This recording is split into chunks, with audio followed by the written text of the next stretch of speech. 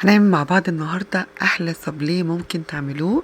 شايفين الأشكال عاملة ازاي؟ بجد حاجة كده تحفة وتشرفك قدام أي حد، ولا تشتري من بره ولا تتعبي نفسك ولا تدفعي فلوس كتيرة جدا في إن انت تشتري حاجات نواعم العيد من بره. كفاية ان انت عملتي الحاجة دي بإيديكي وهتطلعي نتيجة حلوة جدا زي ما انتوا شايفين. هنعمل كل ده خطوة بخطوة ومقادير مظبوطة 100%. هتكون ناجحة معاكي من أول طريقة هنعملها مع بعض. بجد تنجح معاكي من اول مرة. بجد حاجات تحفة، وبجد انبهرت لما عملت الحاجة دي من الاشكال اللي انا عملتها، والنتيجة تحفة جدا والطعم رهيب رهيب رهيب. مش هتصدقوا بجد لما تجربوا المقادير بالظبط. هطلعوا حاجات تحفة من تحت ايديكم. سيبكوا بقى من المحلات ولا المخابز ولا كل الكلام ده وندفع اسعار غالية جدا. لا، هنعمل بأقل القليل خالص، مقادير مظبوطة جدا، ومش هنكلف نفسنا زي ما هنشتري من بره. اتمنى يا رب لو الفيديو عجبكم ما تنسونيش في دعوة حلوة منكم، وكل سنة وانتم طيبين. ويلا بينا على المقادير. هنا انا معايا نص كيلو من الدقيق، وكمان معايا 250 جرام من الزبدة، يعني ربع كيلو زبدة، ومعايا كوباية الا ربع من السكر البودر، يعني 100 جرام من سكر البودر. هخلط كل دول كويس جدا، اضربهم بالمضرب. ومعايا بيضايه واحده، ومعايا معلقه فانيليا صغيره. هضرب كل دول كويس جدا، وبعد كده هحط معلقه صغيره من البيكنج باودر وذره من الملح بين صوابعي كده. هبتدي اديها تقلبتين كده بالمضرب، وبعد كده هلم بايديا. لازم الم بايدي. ايد بعد ما تلمي كل العجينه بتاعتك هتلاقيها بتلزق، لكن لما تخلطي كل دقيق ويختفي خالص، حطي ايدك التانية هتلاقي ما بتلزقش معاكي ولا حاجه. سيبها حوالي 7 دقايق في التلاجة واطلعها بعد كده اشتغل فيها. طبعا حتى مفرش السيليكون بتاعي. وهجيب ورقه من الزبده وابتدي افرد.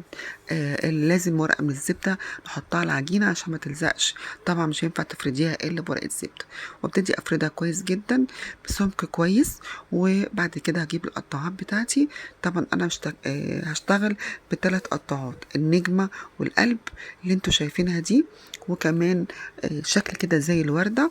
هبتدي اقطع بالقطاعات واشيل طبعا السابليه بتاعي لازم اشيله بسباتولا او بشيلها باي حاجه، لان طبعا العجينه خفيفه جدا ومش هينفع اشيلها بايدي. انا هنا عندي قطعات كده اللي هي القلوب والورده. هبتدي افرغ القلوب بتاعتي. هتعرفوا انا هفرغها ليه في اخر الفيديو. هفرغ طبعا كل واحدة وواحدة. هسيب واحدة سليمة والتانية هفرغ. طبعا اتنين يكونوا قصاد بعض عشان نلزقهم في بعض بالشوكولاتة ونحشيهم. هفرغهم بالشكل اللي انتوا شايفينه ده كده. وطبعا اشيل بالسباتولا علشان طبعا العجينة عندي حساسة جدا. ما ينفعش اشيلها بايديا، هتتكسر على طول. لازم اشيلها باي حاجة زي ما انتوا شايفين كده. واشيل القلب اللي انا التفريغ اللي انا فرغتها من النص. كل لما اخلص اشيل البواقي اللي هي الزيادات اللي في العجينة والمها تاني، وبعد كده افردها لغاية ما اخلص اخر قطعة من العجين زي ما انتوا شايفين كده. انا هنا جبت قالب يعني قطاعة تانية اللي هي قطاعة بشكل الوردة. وبرده هسيب كذا واحدة كده سليمة هقول لكم هنعمل بيها ايه. وبعد كده نفرغ برضو كام واحدة منها. انا هنا عندي 4 قوالب من اللي هم القوالب اللي بيخشوا الفرن. انا شايفة ان القطاعات شكلها احلى. دي طبعا دخلوا الفرن درجة حرارة 190 وعلى الرف على الشبكة، وطلع بالشكل ده. شايفين؟ بجد طلع تحفة جدا وتسويته جميلة. ده القلب اللي انا قلت لكم عليه، قلب يكون واحد سليم والتاني فرغته من النص عشان أنا لما الزقه بالشوكولاتة هسيب الفراغ اللي في النص القلب ده هحشيه بقى بالنوتيلا او بالشوكولاتة. هيبقى شكله ظاهر معاكم، هيبقى شكله حلو جدا. وهنا الوردة اللي انا قلت لكم عليها، واحدة برضو سليمة والتانية افرغها عشان لما يتلزقوا هيبقوا بالشكل اللي انتوا شايفينه ده. ودي قطاعة على شكل دايرة. سبت واحدة سليمة سليمة، وفرغت التانية بالقمع كده بتاع البلبلة بتاع الكريم شانتيه، علشان اسيب المقاس بتاع الدايرة اللي هي اللي فوق دي. ودي النجم الوردة برضو عملت 2 سلام قصاد بعض، برضو هتشوفهم انا لما الزقهم هعمل الشكل اللي هو السليم ازاي. وطبعا بكون محضرة ده القوالب. انا مش حابة طبعا القوالب، انا شايفة ان القطاعات شكلها احلى واشيك، وشكلها حلو جدا في التقديم كمان بيبقى احلى من القوالب. هما كانوا عندي 4، انا عملت ال4 دول بس، والباقي طبعا الكمية حلوة جدا اللي انا عملتها بالقطاعات.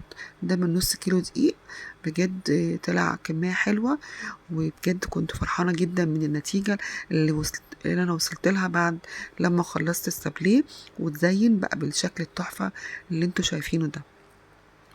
انا هنا محضره شوكولاته سيحتها على الحمام بخار، حطيت معلقتين زيت، وهنا نوتيلا بيضه، وعندي مربى، اي مربى بقى انت عايزاه، دي مربى مشمش. هبتدي بقى الزق السابليه بتاعي من الحروف كده، زي ما انتوا شايفين بالشكل ده، ما تجيش ناحيه الدايره خالص او التفريغه اللي انا مفرغاها من النص. هجيب واحده على واحده والزقها، وطبعا هسيبهم حوالي 10 دقايق لغايه ما الشوكولاته تشد ويتماسكوا ويبقوا ماسكين في بعض، يلزقوا يعني.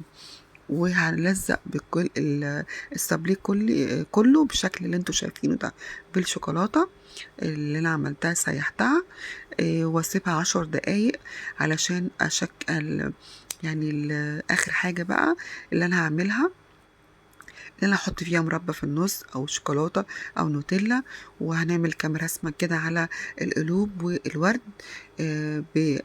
بالجناش بالشوكولاته اللي انا سيحتها. هحط كده شويه في كيس حلواني واقطعه كده من الحرف، حاجه بسيطه علشان اعرف ارسم خطوط على الورد بتاعي بتاع السابليه، الاشكال اللي انا عملتها. وكمان برضو حطيت في كيس حلواني وقطعت كده طرف صغير زي ما انتوا شايفين بالشكل ده. ده الصوص الشوكولاته. هعمل كده خطوط بالعرض كده في الجنب كده على السابليه بتاعي. وبعد كده هجيب برضو خطوط من النوتيلا، اجيبها بالعكس تديني شكل حلو جدا في الاخر، شكله تحفه زي ما انتوا شفتوا في اول الفيديو. رسمه بسيطه جدا وسهله، وبجد يعني طلع تحفه، والاشكال طلعت جميله جدا. وهجيب كده بالخطوط بالنوتيلا تقطعي كده حرف من الكيس، حاجه بسيطه من الكيس بتاعك عشان يديكي خطوط لما تحبي ترسميها كده تبقى تنزلش كده خطوط تخينه، تبقى شكلها حلو جدا. عملت العكس برضو في القلوب، عملت الاول بخطوط من النوتيلا البيضة، وبعد كده بصوص الشوكولاتة برضو خطوط على الحرف كده بتاع رسمة القلب. شكلها حلو جدا، وادي الشكل النهائي زي ما انتوا شايفين، بجد تحفة جدا وعجبني بصراحة. الشكل بقى بعد ما خلصته بجد كنت فرحانة جدا لما خلصت السابليه نص كيلو من الدقيق، بجد كان عمل لي كمية حلوة جدا. وهنا طبعا حشيت برضو من النوتيلا، وحشيت كمان شوكولاتة ونوتيلا بيضة. عملت كل الاشكال ومحشيين كلهم وشكل حلو جدا. لو جبتي كل الحاجات دي بقى الطبق ده من بره هيتكلف كام؟ طبعا انتوا عارفين الاسعار، معرفش حاجات ب800 و700 و1000. وهنا شكل النجمة ده غطسته كده بالجنب كده بالشوكولاتة، صوص الشوكولاتة. والقلوب اللي انا كنت مفرغاها او النجمة كنت حطت كده كام واحدة على النجمة، لزقتها كده في العجينة واستوت معايا وانا بسويها. وده القلب اللي احنا حشيناه كده برضو شوكولاتة. ودي اللي هي الوردة، بجد كلها الاشكال تحفه جدا. ودي انا برضو الدايره دي حشتها نوتيلا، ودي مربى وماسكه فيها وجميله جدا، بجد حاجه تحفه. بص التسويه بتاعتهم ولازقين وكل حاجه، تقدميها كده لضيوفك في العيد. كل سنه وانتم طيبين، بجد جميله جدا. استاهل بقى كام لايك منكم. الفيديو يا رب يكون عجبكم. كنت معاكم سولا، ودي قناتي سولا صلاحي. اتمنى تاخدوا جوله فيها. لو عجبكم الفيديو متنسونيش في دعوه حلوه منكم، وكل سنه وانتم طيبين وعيد سعيد عليكم يا رب. وبس كده خلاص الفيديو خلص. اشوفكم على خير ان شاء الله في فيديو جديد، والسلام عليكم ورحمة الله وبركاته.